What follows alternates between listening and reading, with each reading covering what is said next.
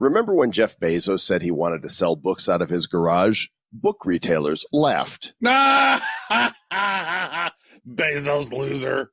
Remember when Netflix started a rent DVD by mail service? Blockbuster Video laughed. You'll never overcome our late fees. And remember the time Travis got hacked? He had the last laugh. That wasn't that funny. Today, we'll present you with 3 companies who intend to take on the giants of their industry with blockchain-based solutions for real-world problems. It's David versus Goliath, and warning to Goliath, David has blockchain. Welcome to our sponsored Crypto Spotlight edition of the Bad Crypto Podcast. 5, 4, 3, 2, 1, 0, ignition. Who's bad?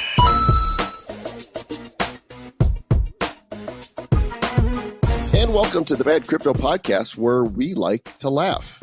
That is true. We love to laugh. Laughing is fun. Laughing keeps you young a lot. I think laughter truly is good medicine. And it's such a powerful emotion. In fact, I remember one time I was going through something extremely difficult, and I had all this pent up sadness, and I came across something that was so funny that I had one of those hysterical laughing moments, and the laughter turned to tears. It's like the laughter is such a powerful reaction to the emotion that there are two sides of the same coin. That's why sometimes we can laugh so hard we cry. Wow, that must have been really hilarious. It was hilarious, and then I was like, it was pathetic. Anyway.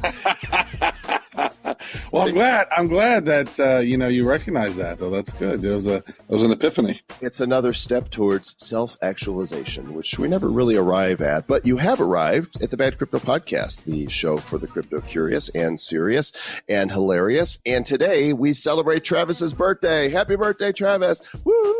Thank you. I was born a long time ago in the galaxy. This is actually in this galaxy, but a long time ago. And your fans are excited. Yay! Especially that one right there. She's really good. She's not rolling on all cylinders, it sounds like. Let's say 45, right? Getting old, brother. Yeah, well, no, not really.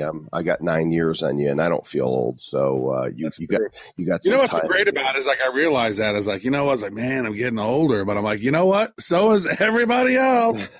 That's right. So, that baby, they'll be older than me. that little baby that's just turned 1, you got older. Suck it, little baby. Yeah, and we're actually older now since the podcast even began. No, seriously. Time ticking. It does. And a quick correction from the last show. Many of you have already purchased a copy of my new book, The Fun Formula, and thank you for that. You've got bad coin coming your way. I realized that I said the wrong link on the show, and I didn't just say it once. That was a great job with the marketing there. I know. I said it multiple times. The actual website is funformulabook.com. So go check it out there and email us your receipt. And if you get Travis's book, Digital Sense, between get both of those and you get 1 million bad coin. They're worthless, but the books aren't. The books are great stuff. Yeah. And if you want to, you can get the Fun Formula coloring book and the Fun Formula scratch and sniff book, but that's only a book of farts. So I don't know if you want that one. That's fantastic. By the way, a friend pointed out to me yesterday that apparently on Snapchat, there's a lot of ready-made content. There's productions made of shows on Snapchat.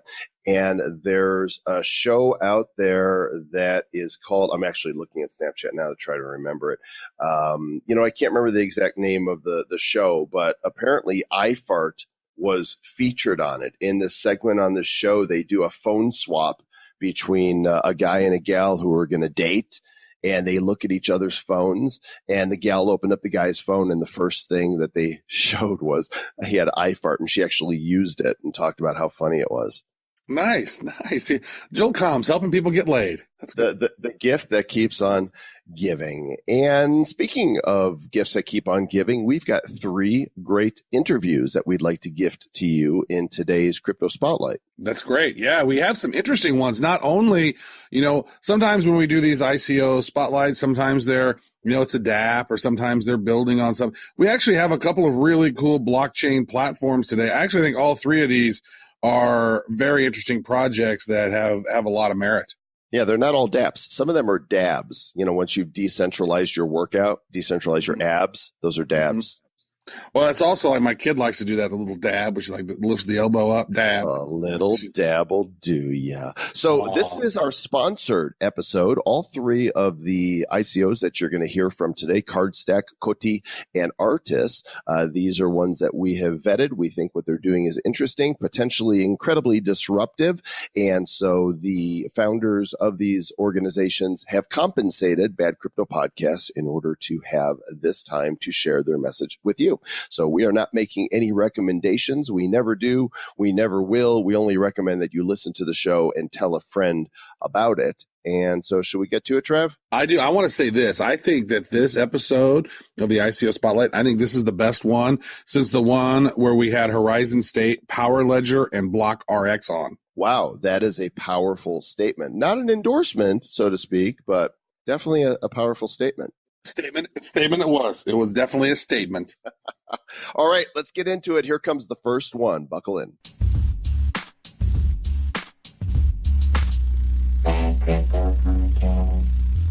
Oh, to have some superpowers on the decentralized internet. I've got my cape on, Travis, but I don't feel super. You have a cape? I do. What, did you go like Comic-Con or something recently, or no? No, it's got a big BC on it because I'm bad crypto man.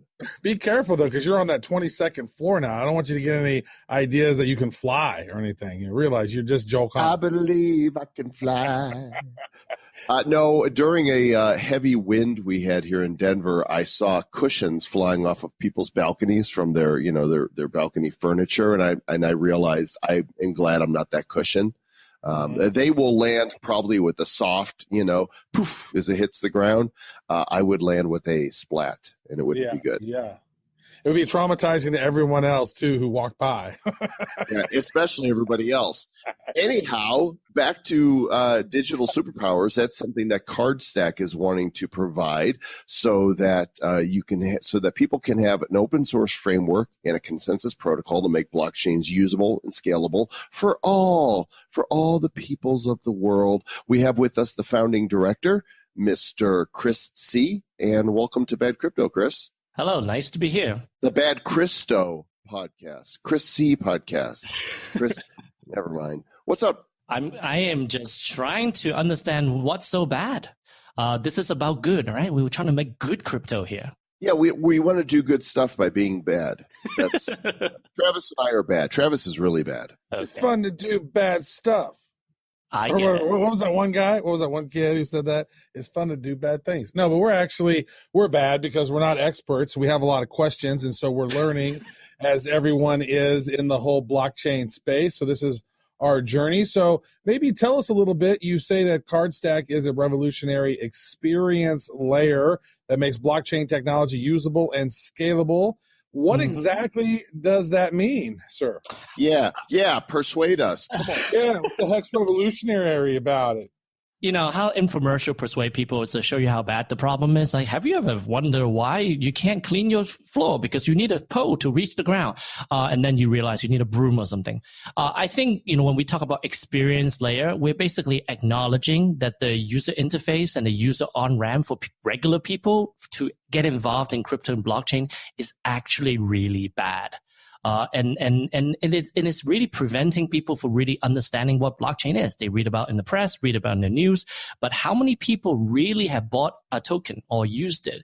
And if they do, maybe they're just using Coinbase and they call themselves like a crypto person, but that's really just using a website. As far as really getting into crypto, the user experience is really dramatically missing, especially compared to what people are used to. So we think that we need to build an experience layer, really thinking about all aspects of crypto and blockchain and say, assuming you're going to use 16 different protocol, 14 different dApps, and 16 different, token ecosystem, how do that look to one single human person, right? How do you deal with that? What would that look like in 2019? Those are really the questions, and a lot of what we propose in terms of usability, scalability, development tools, and consensus protocol is just solution to the problem that we really need to fix, the user interface experience problem of the decentralized internet. Otherwise, this is just going to be something we talk about and never actually use. That's really true. Coinbase is for wimps, right, Travis? I mean, until you've used Ether Delta and figure that out, you haven't done crypto, yo. And now it's like, if you haven't figured out like Switch.io and how the Neo, how to trade Neo tokens through that same, it's like, you're like, wow, this is, it's a different level. And for some, they just go, that's so easy, big deal. But for most people, they're looking at it like, wow, I don't understand. Like whenever Joel and I first started, like, we were babies in the sense of we were on Coinbase, but setting up on Bittrex, like trying to go over there and buy some ant shares before it turned into Neo, it was right. like, ooh, I don't know. So we just send it to this number. Oh my God, it's so stressful. So how does your experience layer tie that all together? Is that through your framework or through SDKs, APIs? Are you pulling all of that in and then creating one new moment of truth for people, or what? I mean, at the end of the day, that's what you want, to be able to have, truly human-centric experience means that if I'm interacting with 4 different blockchains, 6 different token ecosystem with 14 different types of relationship I'm having, sometimes I'm a miner, sometimes I'm a staker, sometimes I'm a user, you don't really want to have to be aware of that. So the way we make technology easy is we bring developers and product designers and user interface experts and say, why don't you build me a beautiful UI, a component, a module, a tab, a app, or like what we call cards, like that block of information that allows you to visualize what is actually going on chain, and then coordinate them. So within one transaction, you could be buying some insurance on, Ethereum, and then the next transaction could be, borrowing something from someone, Airbnb ticket through a smart contract system to unlock doors, right? But they could all be essentially different blockchains, and then Cardstack provides a framework that has a plugin system. Each plugin connects to each blockchain of decentralized protocol. It can even connect to the cloud or existing UI, existing cloud services. And then on top of that, developers don't need to be blockchain developer, just great, motivated application developer who used to be doing the web and iOS development. Now say, hey, I have a Cardstack framework. It's like other frameworks I've used. And look, I'm doing blockchain application on top of this plugin framework without having to learn the quirkiness of how decentralized applications are working today. But because Cardstack as a framework allows you to deploy in a peer-to-peer way or even in a hosted way, you can then have a choice as a developer whether you're going to deploy this in a purist. This is an Electron app running on your desktop. It's totally peer-to-peer. We can do that. Cardstack can run all the clients as light clients and then allows you to have that experience connecting directly to the network, or we can start people out on the web. So you can get the users and then say, hey, by the way, when you're ready to take control of your keys, Cardstack, all the software, all the same, but you can now run it yourself. That's what we provide to developers and designers provide that user interface on-ramp. So we're really building a decentralized software ecosystem. Chris, give us some examples, real world, of how you see developers using this. I think the real world examples of what developers are doing today is that they're making a choice when they start a project. It's like, do I want to build a centralized website that gets a lot of crypto users? I'm building an exchange, I'm building a wallet, or I'm doing the purest thing when I'm building a dApp on top of Ethereum. And you can't do both. You either say, I'm going to build this proprietary website, it could be my Ether wallet, or it could be, Coinbase, whatever it might be. And that's not really as decentralized as we hope. Or you can go and build like the Aragon people, the Augur people, like the whole, I'm going to build prediction market where it's entirely peer-to-peer. And that's a lot of work. People spend years to build that. We want to make it so that the developer don't have to make a choice. So almost all the use case you're thinking about, let's say someone say, I want to build a crypto account, a crypto portfolio tracker or crypto account accounting system. Now you have to decide, is it going to be centrally hosted or is it like a dApp? If it's a dApp, you're 2 years away from shipping. If it's centralized hosting, you can go out today, but then it's not really as decentralized and sometimes not even open source. So with Cardstack, we can basically say, okay, instead of using whatever tools you're using today, which make you make a choice, build on a Cardstack, and then you can start out getting users involved in a more web-hosted way, but knowing the user, any of the users can decide one day to get woke and say, I really want to control my own data set. This portfolio list of all the things I own should be under my direct control. And then with one button, you can deploy Cardstack to your own cloud or your own desktop, and then you can take that data over. Now the developer can still get paid, and through some token mechanism we design. At the end of the day, the user get to choose whether they want to be decentralized or not centralized. So any use case you currently see in crypto can be built on Cardstack with a lot more flexibility than the current dichotomy between hosted wallets versus decentralized dreams. Wow, decentralized dreams. I have those. I have centralized nightmares, actually. I had one of those when I was going through your Cardstack reward model PDF, and I saw all these equations in there. G squared equals V times G equals E over Q. I was going like, what? So how does the reward system work, and how does this make it easier for users? Because I just listened to the most complex thing that you just said. Yeah. I'm sure people are listening and they're like, oh, like what?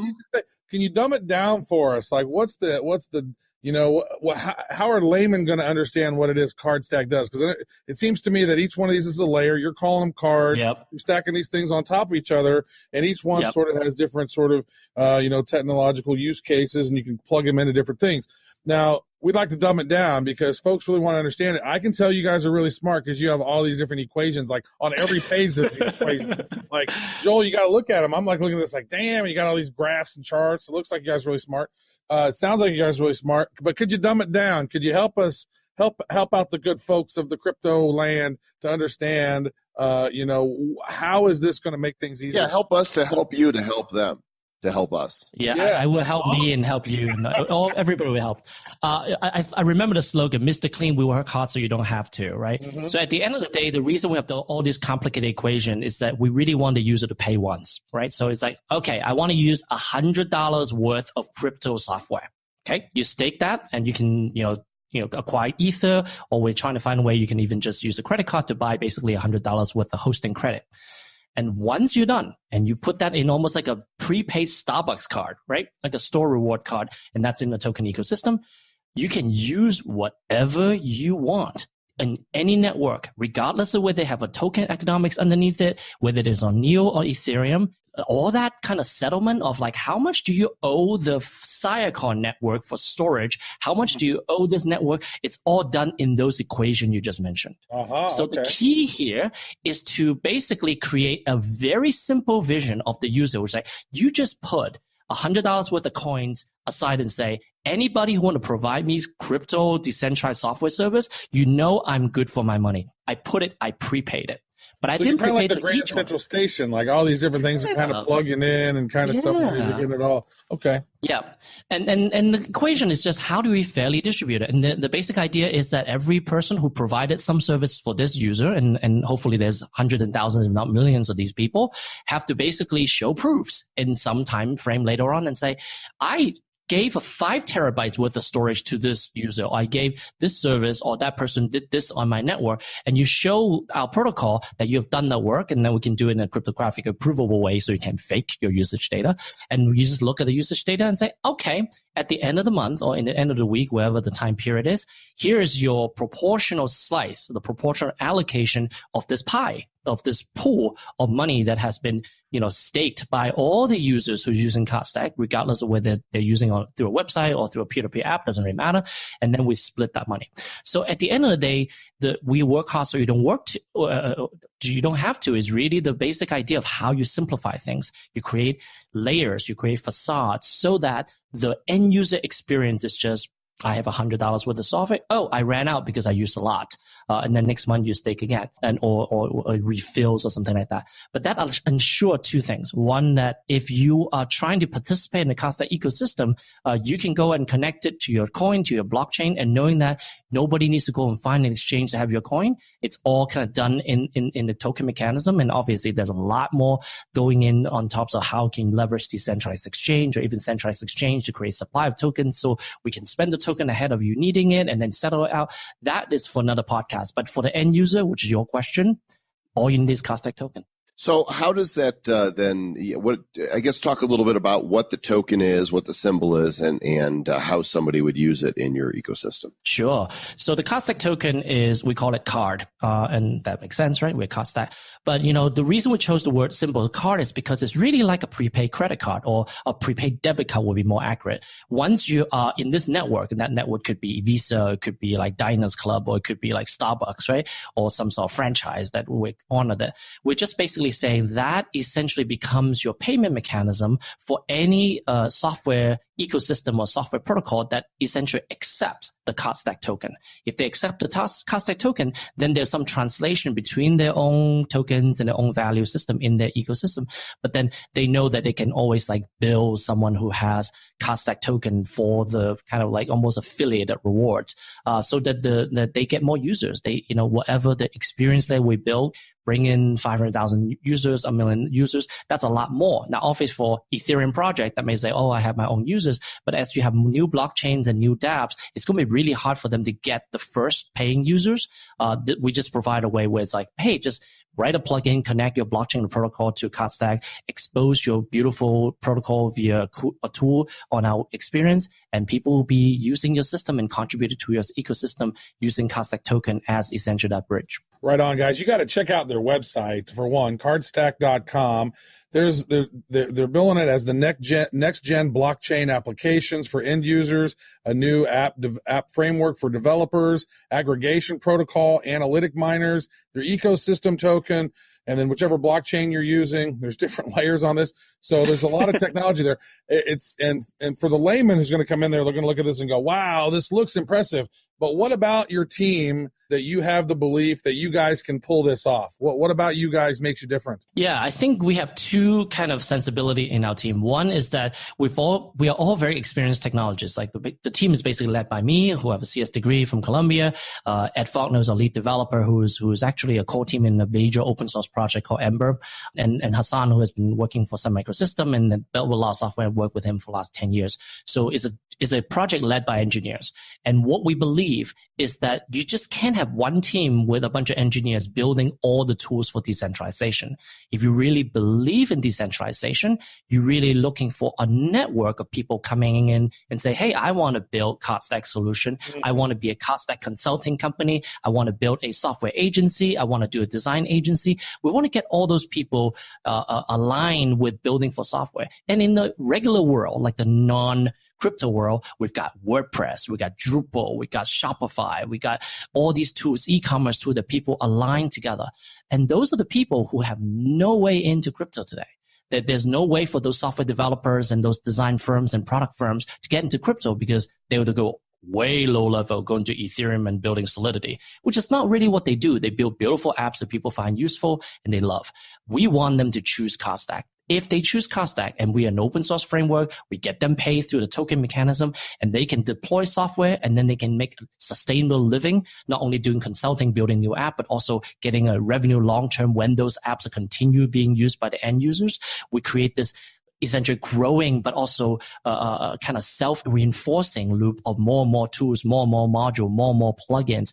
That's where we think we will need not just 3,000 crypto engineers, but hundreds of thousands of really great engineers and designers around the world who are looking for a framework that allows them to say, hey, we do blockchain too. We want them to choose Cardstack. Excellent. And the ICO is coming up here. Is that correct? And kind of in rounding this up here, give us an overview of how the ICO is operating, who could participate. Yes. So Cardstack is backed by a Swiss foundation. So this is in the crypto valley in Zug, Switzerland.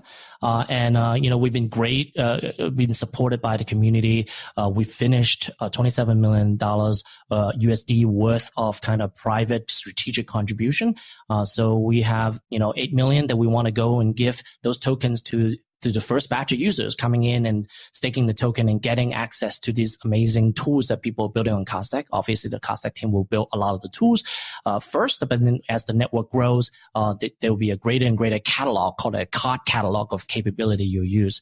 So that's an opportunity to participate in our token generation event. And right now, I think when this podcast is launched, we'll open for KYC for interested people to participate in our token event and acquire the token that they can use almost right after unlock to play with the Cardstack system. All of our software is open source. They're all functional. It's all working. We wrote the smart contract. We created our entire framework to connect with not only Ethereum, which was initially based in the ERC20 token, but also in a way that can adapt to other tokens in the future, because what we discussed earlier.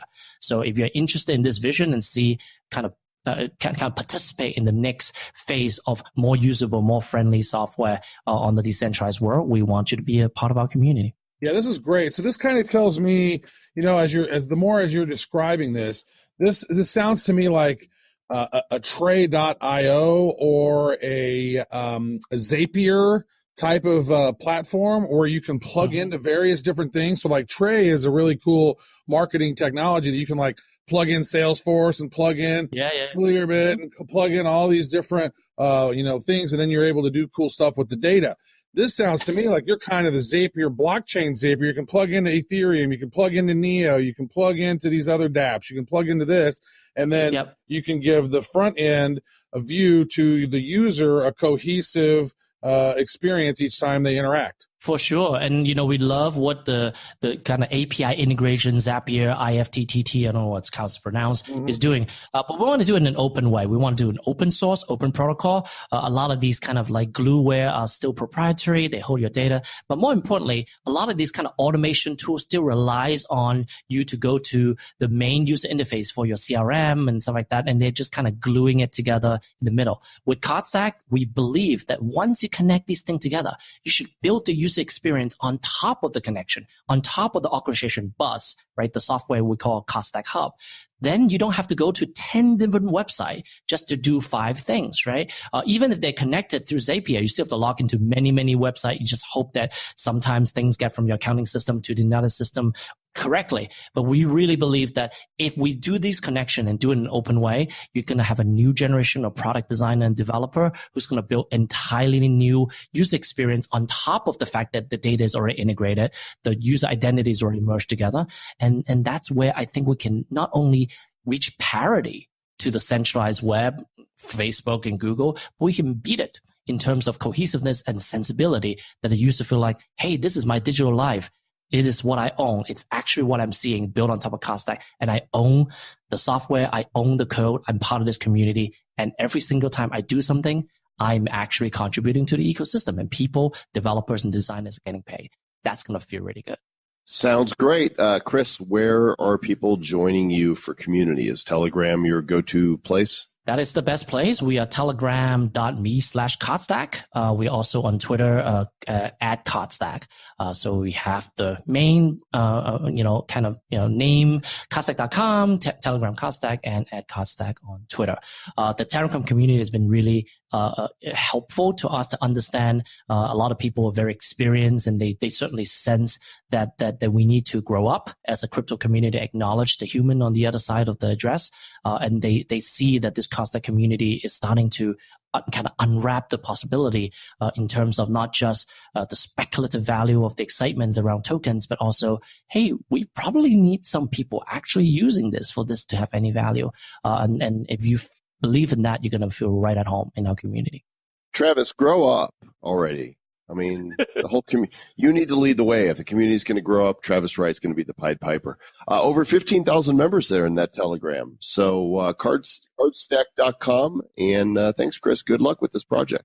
Absolutely. And thank you for the conversation. And I'm going to go and be a bad crypto person, just like you lead me to be.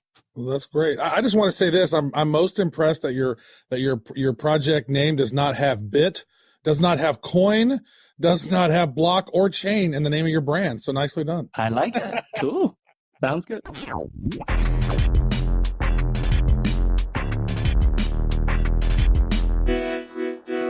One of the key words for this podcast is cryptocurrency. There's a lot of cool blockchain projects that are happening that aren't necessarily a currency in and of themselves outside of their own ecosystem. But, Bitcoin, Travis, is the primary currency we're familiar with. Litecoin is another one. Dogecoin is another. There's a bunch of them. There are, and there's 7 different. I was watching this great session today at the Consensus event. I was watching the stream, and it was the Tapscott, not Don Tapscott, but his son Adam Tapscott, I think is his name, and he was talking about the 7 different types of coins and tokens. And cryptocurrency is kind of its own deal.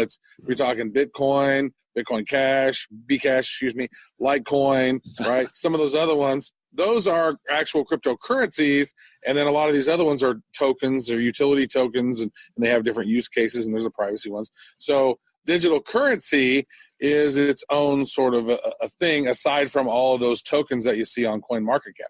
Well, there are always new problems to be solved, and the guest we have with us for this segment of our Crypto Spotlight intends to solve that problem and create the currency of the internet. And if you look at currency of the internet, the first letter in that it ends up spelling Coti, C-O-T-I. The website is coti.io. That is so clever. Yeah. How clever was that? The CEO is Shahaf Bar-Geffen. And welcome to Bad Crypto from the backseat of your Uber in New York City. Oh, hi. Hello, everyone. How's the weather there in New York? It is very rainy. Well, in that case, You can have New York because it's sunny in Denver. Anyway, welcome to the show, and tell us, what is the problem that needs to be solved by a new currency? So as we all know, there are several problems with traditional payment systems, the Visa, MasterCard, and PayPal of the world, specifically high fees, slow remittance, and the fact that it's inclusive for about 2 billion people, from around the world. So cryptocurrencies could have been the solution for that because they take out the middlemen, but they've actually, as we all know, didn't become a massively adopted form of payment, and we see 5 reasons for that. One is complexity. As I say, moms don't use cryptocurrencies. It's just too complex. The second would be scalability. While Visa and MasterCard can do about 65,000 transactions per second, Bitcoin can do 7, and faster projects can maybe do 1,000 transactions per second, but it's not like payment scale. Stability is another issue. If the price is volatile, then the merchant won't take something that may go down 20% the next day, and the consumer won't pay with something that can go up 20% the next day. Another problem, of course, is the lack of regulation. I don't think merchants want to deal with a cryptocurrency that may be involved with money laundering, because that will jeopardize their entire operation because they've just accepted something that may be dangerous to them. And last but not least is that we need to recognize that when we take out the middlemen with cryptocurrencies, we actually lose something. And that is the chargeback mechanism. So if I'm paying for something online with a cryptocurrency and the merchant, for instance, doesn't deliver, I actually want a middleman there that I can go to and say, hey, you know what? Product wasn't delivered. Please charge this back. With cryptocurrencies, we lose that because we lose the middleman. So with Coti, we've actually built a new protocol to address all of these issues. We've built something that is super scalable. We've created the first decentralized chargeback mechanism over cryptocurrencies. We've built it to be fully regulated, and we've built a very sleek and cool user experience that merchants and users can easily adopt. And with that, we hope to actually achieve a massively adopted new form of payment. That's interesting. Hey, Joel. Yeah. Your mom uses crypto. No way. Throw that in there. You said moms don't use crypto, but Joel's mom uses crypto. That's going to be the new insult of the future. Your mom. Oh, okay. Because my mom does. My mom does a lot of things, but I think I've told her about the show, and she's busy traveling the world, but I don't think she's ever used crypto. Well, I've given my mom some crypto, so she watches it. But so I want to ask. She's a hodler because she doesn't know how to actually unhodl. She doesn't quite figure out how to get it out of the account and spend it. So I'm curious about your ecosystem that you have here, because you've got a pretty detailed, on your white paper, you have an overview document that talks about the cluster. You have a unique trust scoring mechanism and a mediation system, and you have this decentralized governance. So you could maybe kind of give a brief overview of how that actually works? Yes, for sure. And for people that are even more curious, in our website, we have this mathematical simulation of what we do, which is very, very cool. And I suggest you see that. But it's right at the very top, and the navigation says simulation up there. Very cool. Exactly. So the cluster is actually the data structure. We've built it over DAG, direct acyclic graph. And to that, we've added the new consensus mechanism called the trust chain. So actually, all participants in the network are assigned with a trust score that is given to them past their KYC, AML, and a questionnaire process. So they're given a Genesis trust score. But that, of course, changes a lot as they actually transact, and will give you good score if you're trustworthy, meaning you transact a lot and there aren't any issues with you. But if you're a merchant, for instance, and there are a lot of disputes around you, and you lose them, it means your trust score will go down. Or if you're trying to fraud the system, your trust score will go down. So with that trust score, actually, a consensus is achieved. And this is something that I won't go into too much detail because it's pretty much easier to see it visualized. But when new transactions are joined the network, they confirm previous transactions, but they cluster themselves with transactions with similar trust scores. So then you have these chains of high trust and chains of low trust, right? And everything in between. So high trust means that there'll be needed less transactions to actually achieve consensus, and low means more transactions. So that actually generates more fees and slower consensus if you're in low trust. I'm totally distracted right now, by the way, because Travis said click simulation, and I did, and now I'm playing with this. So am I. It's this is awesome. I don't know what I'm looking at, though. You guys need to go to Coti, COTI.io, click simulation, and there's all kinds of parameters you can put in. It's like a graphical representation of their distributed ledger in real time, but I'm still not sure. What am I looking at here? It's math, Joel Com. You wouldn't understand. I don't understand. Although I will say the shape of mine kind of looks like a femur at the moment. Nice. Mine was like a big, huge C that was like it was like very like you look kind of like a universe. Yeah, you're looking at the future. Actually, you have a small window to the future. Oh. What you're seeing is so imagine this: a new transaction tips into two previous transactions, and now it does a little proof of work to confirm them, but they're not to validate them, but they're not confirmed. Money is not transmitted yet. So any one of these small dots there carries its own weight, and its weight is its trust score. And let's say you want to reach a threshold of 500 before you actually confirm a transaction and money is transmitted, right? So you can have maybe 10 transactions of medium trust score, like 50 to get to 500. Or you can have like 5 transactions of perfect score of 100 to reach the same number. So you can understand that if you're more trustworthy, you need less confirmations. Less confirmations mean less fees and a better quality of service. And this sort of like if you get TSA pre, you're like, all right, we know you're cool.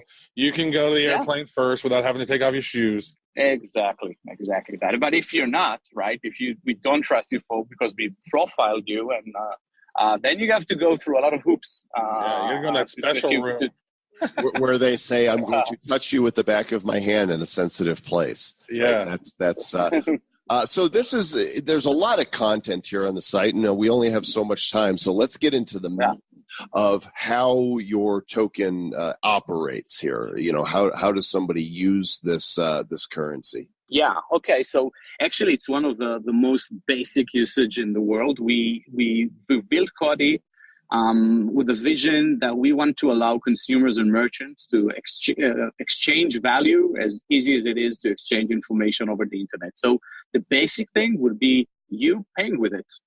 As simple as that. But how do you actually do that? If it's the easy case where you already have a Coti wallet and the merchant has a Coti integration, and we already have about 2,000 merchants that have integrated with us to launch in our alpha, and over 50,000 consumers with us. But let's say that's too easy, right? You just send your Coti, it's settled instantly, and we can carry on with sending you your product. But let's say you're a merchant working with us, but the consumer never heard about us before. So actually in the checkout process, he can look and see, hey, there is a Coti there. But you know what? He doesn't really care. He's not even interested in that. He's just trying to pay with his credit card. But the merchant knows that if he accepts Coti, he now saves a lot of money for fees. So maybe he's trying to encourage you to use Coti. Let's say he's giving you extra loyalty points or discount or any other things. But and now he's trying to encourage you to use Coti, but you're still not engaged, right? But now you tried to pay with your credit card when you wanted to buy something from China or I don't know, but card was declined. So now you're actually the only way you can buy something is with Coti.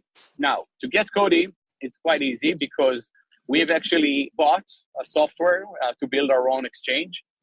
Not because we want to be a for-profit exchange or compete with the big exchanges of the world. We just want to make it very easy to buy Coti. So using one of the top 10 cryptocurrencies out there or just fiat money, you can trade it for Coti. And with Coti, you buy whatever you want with no fees, and it's super easy. I buy what I want, Travis. Yeah, your mom uses crypto, Joel. So this is interesting. So how far along is the technology today? Like, have you guys, how close is mainnet launch of this, and what does your roadmap look like for getting this thing ready to rock and roll? All right, so this August we'll be launching our AlphaNet, and it will be closed with 2,000 merchants and 50,000 consumers. Trustco will be there. The mediation system, which is super cool, will be there. A lot of the key elements of our network will be there. By December, we'll be launching far scalable testnet with everything on it. And a few months later, the mainnet. We actually have we have 30 people in the team, so it's a quite substantial team. About half of us are engineers and half of us are people from the payment industry. We actually have the guy that have invented the compression for JPEG with us, managing. Oh, very nice. Yeah, and hey, if you ever run into that guy who created the GIF, let him know he's saying it wrong. GIF, not GIF. It's not GIF. Let him know that because it's not it's graphic interface, not giraffic. We got to let him know that he needs to change that. Jurassic. I say GIF myself as well. Yeah.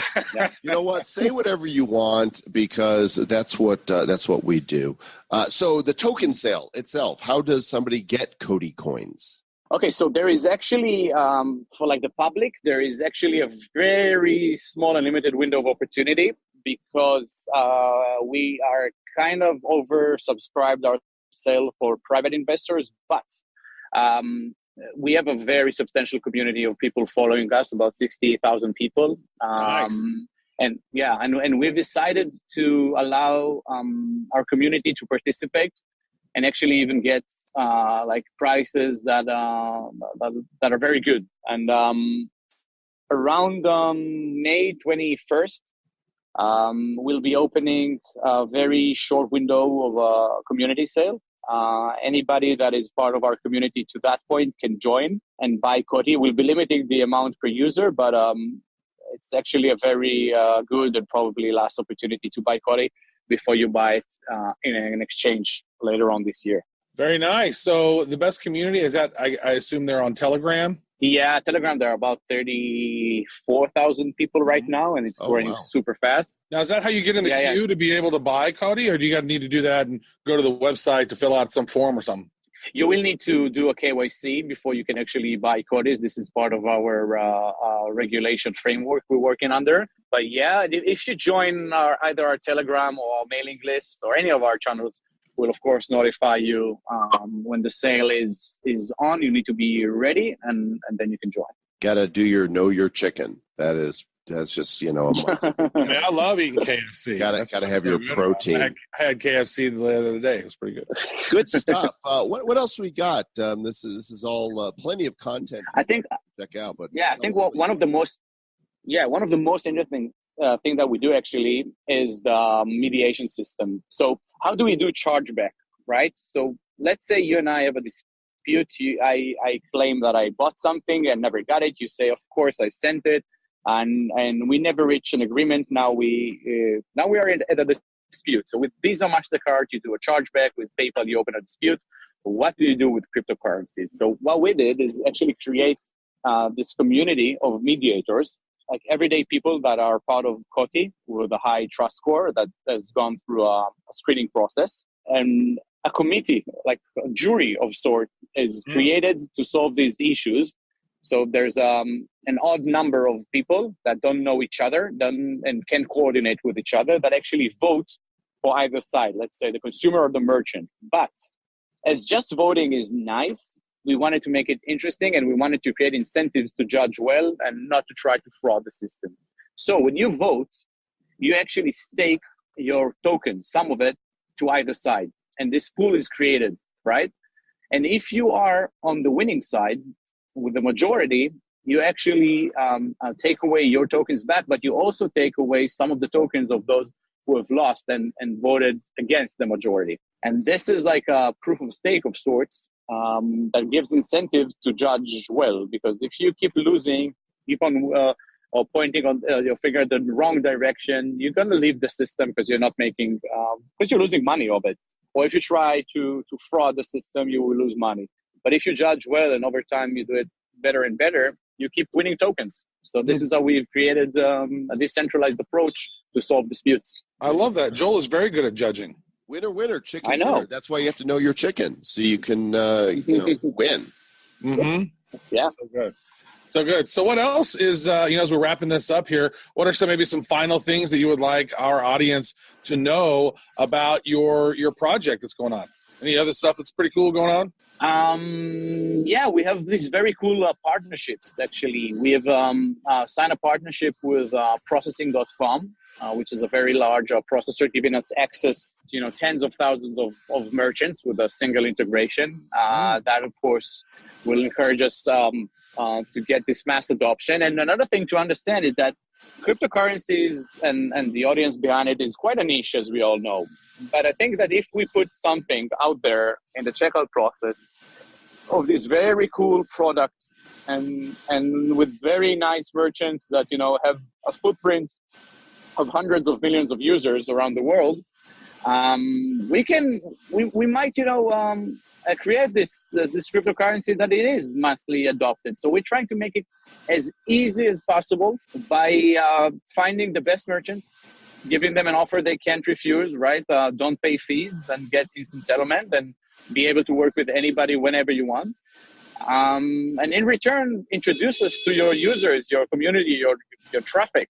And if they choose Coti, we all win.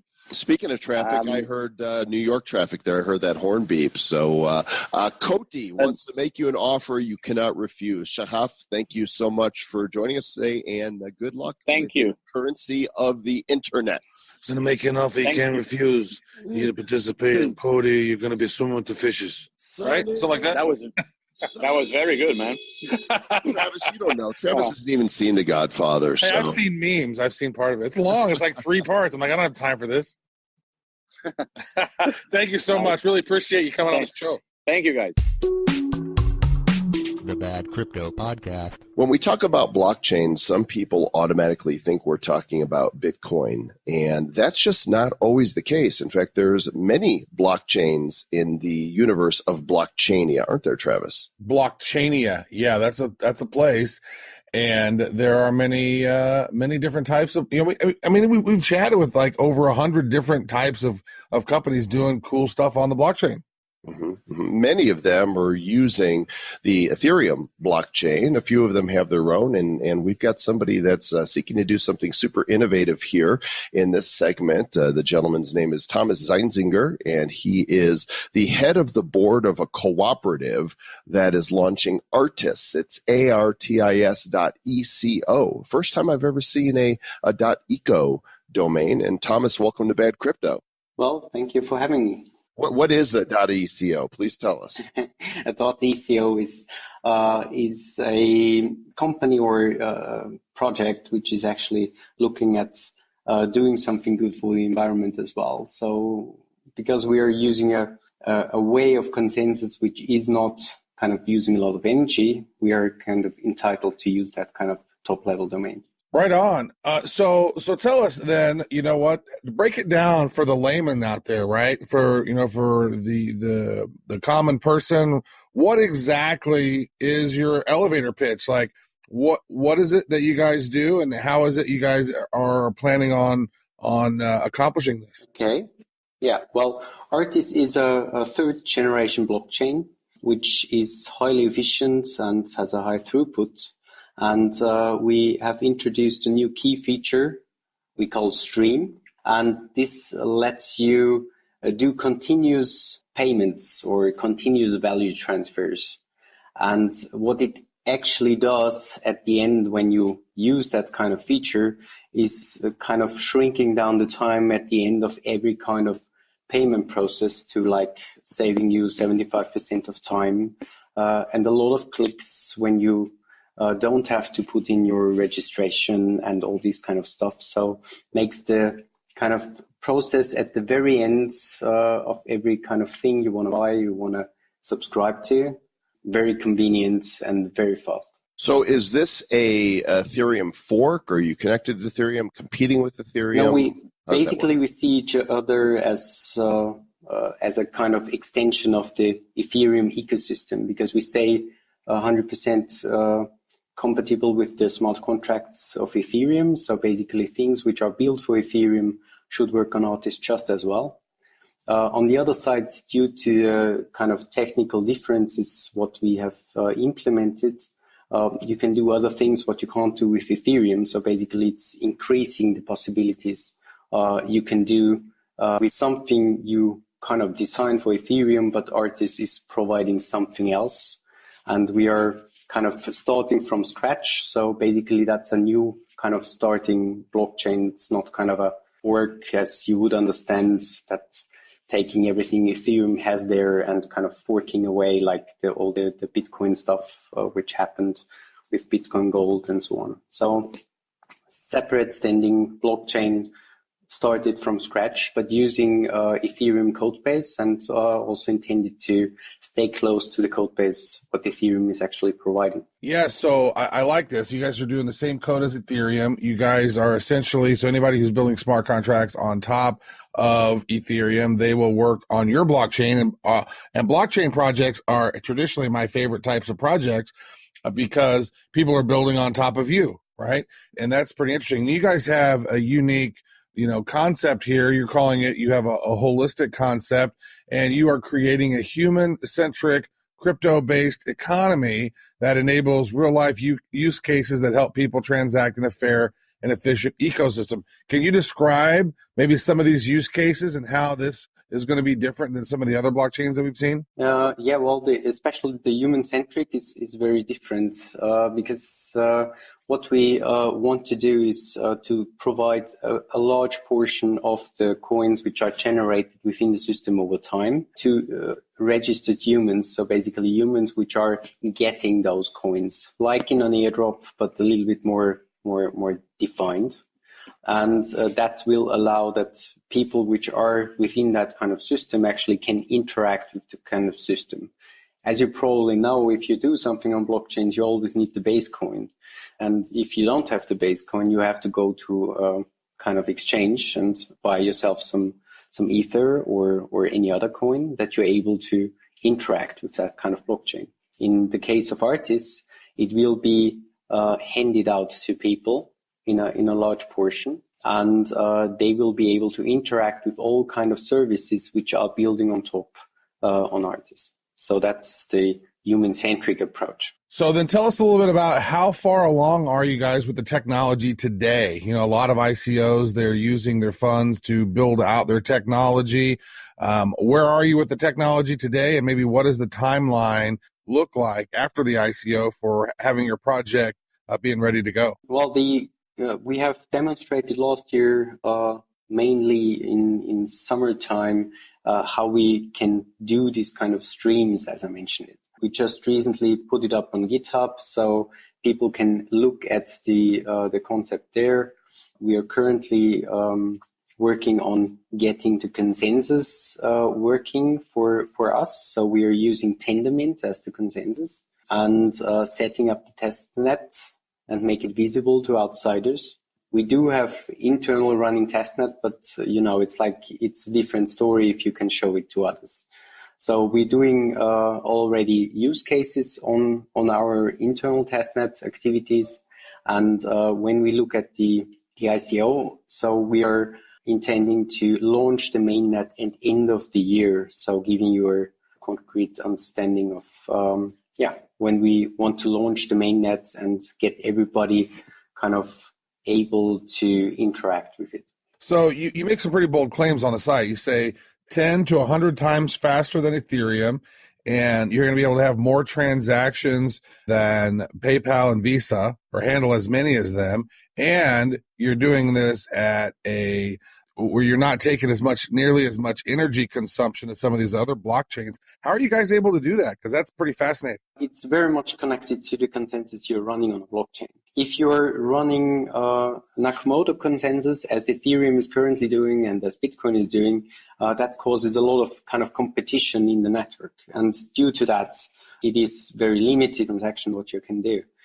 So you can increase that by using proof of stake consensus. And there, basically, you're ending up in having something like 200 to 2,000 transactions per second, what is similar to what Cardano is probably promising, and so on. So the other thing which really stands out, in my opinion, and which is kind of overlooked frequently, is the block time. So block time, we actually intend to achieve 5 seconds.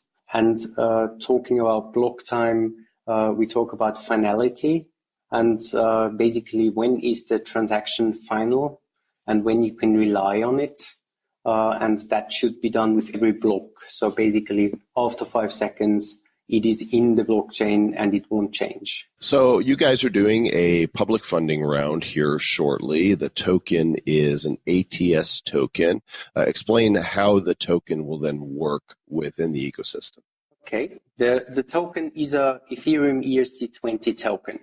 So what we're actually giving out is ERC20 tokens for Ether, and that token will be swapped for the coin when the mainnet launches. So we have the token, and that token is changed for the coin on the mainnet of Artis. So that's the way it works. Very nice. So if someone were to participate in your ICO, what does that entail, and is there any limitations on who can participate in the ICO? And maybe talk about some of the tokenomics of that and the economics around your token and how many you get, et cetera, et cetera. Yeah, the tokens are, we have generated 3 billion tokens, or we will generate 3 billion tokens. 1.5 billion will go for the token sale, and every token will be 1.5 euros, but of course paid in Ether. We will adjust that kind of exchange rate on a daily basis in the smart contract, and to be able to get ATS token, someone needs to go through a whitelisting activity on the web page, and after being whitelisted, then somebody can use his address to pay into the smart contract and get the ATS token. So regarding whitelisting, this is kind of still discussed a lot with the lawyers, because as you know, this is kind of a tricky subject. So we don't know yet what the lawyers are actually telling us, what we have to include and exclude for our token sale. That's why they get the big bucks, so they can keep you confused and keep everybody else confused, right? Yeah, it's like you need the lawyers. You can't do it without them. I have a question around, because you're talking about how you're designed for the subscription-based economy. And so my question is, we had a recent interview with Cardstack, and Cardstack is wanting to be like a one-click, you pay them fiat money and then you buy crypto, and then they basically pay the subscriptions out to you amongst various different blockchains, and they kind of like a pipeline for APIs for these different things. It kind of sounds similar to what you guys are doing. Are you guys plugging in to various different blockchain components and are then able to, have a one payment stop, and then the payment gets distributed amongst these different partners? Or how does that work? 'Cause it sounds similar to me. Yeah, might sound similar. It's very different. I'm kind of old school here, so I believe that people actually should own the funds and we should get rid of middlemen. So we are not positioning ourselves as a middleman, doing all the tricky stuff in between. We want to have them directly interact with the blockchain system, with the Artis blockchain system. So as soon as basically they're paying somebody for their subscription, they're actually doing a transaction direct chain, and that subscription will kind of let the money flow. So what we are also using is we do cash flow, but literally. So really it's like one transaction starts the flow and then the next transaction stops the flow. So it's very different from an implementation perspective, and it has a huge implication basically on what you're doing. The other important thing in that kind of system, we rather believe in stable coins.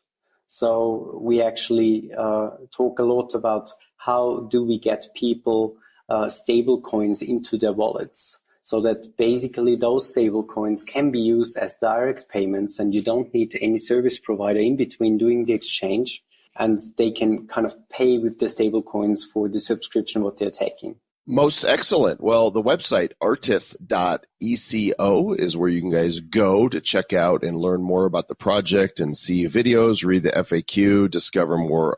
Their economy paper is there to download, and learn about the public funding round. Where are you guys building your community so people can engage with you? Most people here are working in Austria, so the ones which are working on the system itself. But of course, you can interact with us through subscribing on the webpage, looking for the newsletter, getting their Slack invitation. Also go on Bitcoin talk to us there. We have a Twitter at Artis_eco. We have a Facebook page, we have a LinkedIn page, and we have a YouTube channel. So basically, wherever you can comment there, somebody from our team will react. All right. Well, is there anything else, Mr. Thomas, that you would like the Republic Bad Cryptopia citizens to know about your interesting project? Well, I would like to let them know that basically Artis will help them to make the delightful, and the ones which are looking for investments, please have a look at our webpage. Get in touch with us if you have questions. For developers, if you're interested in building on top of that kind of features, what we're introducing with Artis, I'm looking forward to talk to you as well and get you hooked up with our developers as well, so that you can build the most desirable product out there. That's great. Well, thanks so much for joining us, and good luck with your project. Thank you very much. Isn't it great how time flies when you're having fun? Listening to great content and interesting ideas. Yeah, I love those projects. Each one of them had some really cool stuff that was going on. And you know what? It just almost seems like with us a little bit of message tweaking and a little bit of enthusiasm, and all those projects could be winners potentially. Yeah. Well, thanks everybody for listening. Listening is great, but subscribing and reviewing is mo better, because that tells the iTunes algorithm that you really dig the show, and that actually gives us more of a boost than just downloading. So take a moment, click the subscribe button, take a moment, share your thoughts, and of course, your funny reviews are always welcome. In fact, hey, Trev, let's just do a couple right here really quickly, because we promised that we would, and there's some new ones in here. I thought I was going to hear some Michael Jackson, I'm Bad, but was not disappointed. I had the shoe in the dryer, car stereo, all prepped for MJ, and all I get is cryptocurrency talk. Perhaps MJ is going to come on and give some advice. With you guys running the show, it just may happen. Thank you, and rock on. And that was Tim TX52. Tim TX52. Thank you so much. Right here, it says the best crypto podcast. No one tops you guys. Super informative, fun, and educational all at the same time. You guys are awesome together, and I crave to hear every new episode, and I can't wait to see where this journey takes you and me. From California Realtor. Yeah, there's only one of those out there. There's only one? Wow, that person must be making lots of money. And so many Paul, houses there. Yeah, Paul B. Hansen, bad crypto dad jokes. Question, why can't you borrow money from a leprechaun? Answer, they're always a little short. Tune in and subscribe to this podcast for endless bad crypto dad jokes. So go to iTunes, review us, leave a 5-star review, write something funny, and we will read that maybe on the air. Maybe. Maybe not. Maybe not. Because you know why? Because we just trying to stay bad over here. Who's bad? The Bad Crypto Podcast is a production of Bad Crypto LLC. The content of the show, the videos, and the website is provided for educational, informational, and entertainment purposes only. It's not intended to be and does not constitute financial, investment, or trading advice of any kind. You shouldn't make any decisions as to finances, investing, trading, or anything else based on this information without undertaking independent due diligence and consultation with a professional financial advisor. Please understand that the trading of Bitcoins and alternative cryptocurrencies have potential risks involved. Anyone wishing to invest in any of the currencies or tokens mentioned on this podcast should first seek their own independent professional financial advisor.